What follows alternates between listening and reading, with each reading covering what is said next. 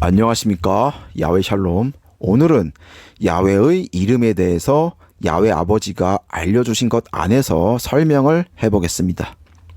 우리 모퉁이돌 공동체에서는 왜 하나님이 아닌 야훼라고 부르는지, 또는 그리스도 예수가 아닌 메시아 엠마누엘이라고 부르는지 여러분들은 궁금해 하셨을 겁니다. 왜 하나님이 아니라 야훼인가에 대해서 많은 공부를 하신 분들도 있을 것이고, 또 유튜브를 접한 사람이라면 어느 정도 알 수 있을 거라 생각이 듭니다. 간단히 짚고 가자면, 조선말에 우리나라에 선교가 시작되고 중국어로 된 성경이 한국말로 번역되는 과정에서 많은 시행착오를 겪었고, 결국 고착화된 단어가 하나님이었습니다. 그런데 우리나라 역사를 살펴보면 고대부터 지금까지 우리나라는 샤먼 그 자체라고 해도 과언이 아닐 만큼 샤먼이 곳곳에 만연한 나라였습니다. 그러기에 고대 때부터 하늘에 기우제를 지내고 하늘신 하늘님이라는 존재를 섬기던 나라였습니다. 그렇다면 이 하늘신, 하늘님, 즉 하늘님이 하느님, 하나님이 하나님이 우리가 지금 아버지라고 부르는 성경에 기록된 야훼가 맞을까요? 물론 아닙니다.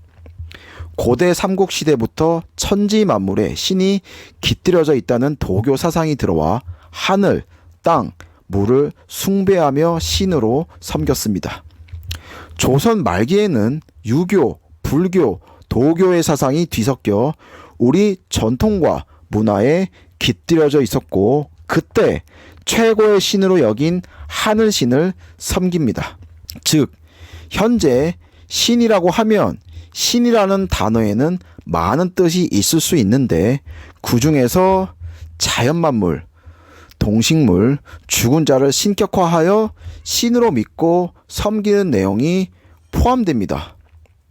이는 인격이 없고 살아있지 않은 죽은 것들에게 인격을 부여하여서 마치 살아있는 것처럼 섬긴다는 것입니다.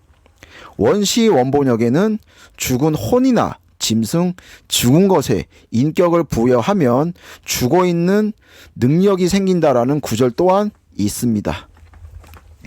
현재 우리나라에서는 무당, 무속인들도 하늘의 신을 최고로 여기며 하느님, 하나님이라고 부릅니다.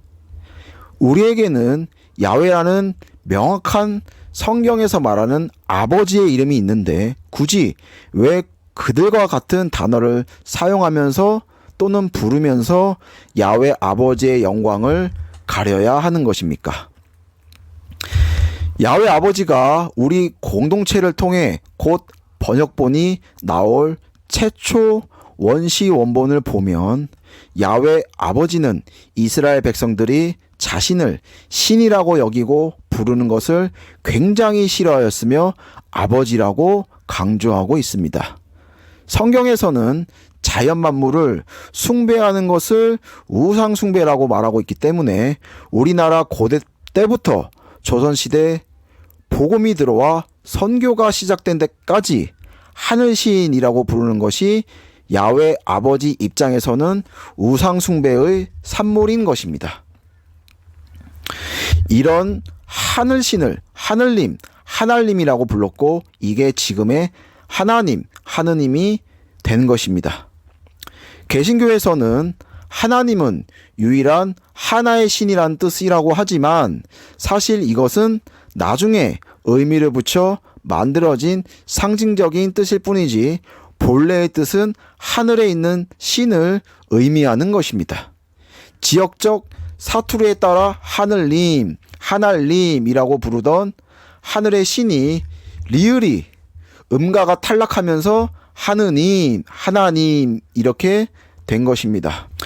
조선 말기에 선교가 시작될 때 조선 사람들에게 아무리 야훼를 전하고 가르쳐도 그들이 이해를 하지 못해서 그들의 수준에 맞게 이해를 돕게 하기 위한 설명을 하였는데, 하늘의 신인 하늘님을 빗대어 말하였고 그게 점점 고착화가 된 것입니다. 우리는 모두 익숙했기에 그렇게 부르게 된 것이지만 성경에서 말하는 야훼는 아닙니다. 성경에서도 여호와 혹은 야훼라는 단어가 나오듯이 우리는 진짜 아버지의 이름을 야훼로 부르는 게 맞다고 확신합니다. 아버지의 이름이 명확하게 있는데 왜 우리는 다른 단어를 갖다 붙이면서 굳이 아버지의 이름을 입술에서 지우는 것입니까? 그러면 이렇게 반발하는 사람도 있을 것입니다. 고작 이름을 잘못 불렀다고 하나님이 아버지가 아닌 게 되는 것이냐? 지금까지 응답 잘 받고 잘해왔는데 나는 오직 믿음으로 하나님을 잘 믿고 있는데 명칭 하나 잘못 불렀다고 우상숭배가 되는 것이냐? 그렇게 말한다면 우리 모뚱이들 공동체는 이렇게 말하고 싶습니다.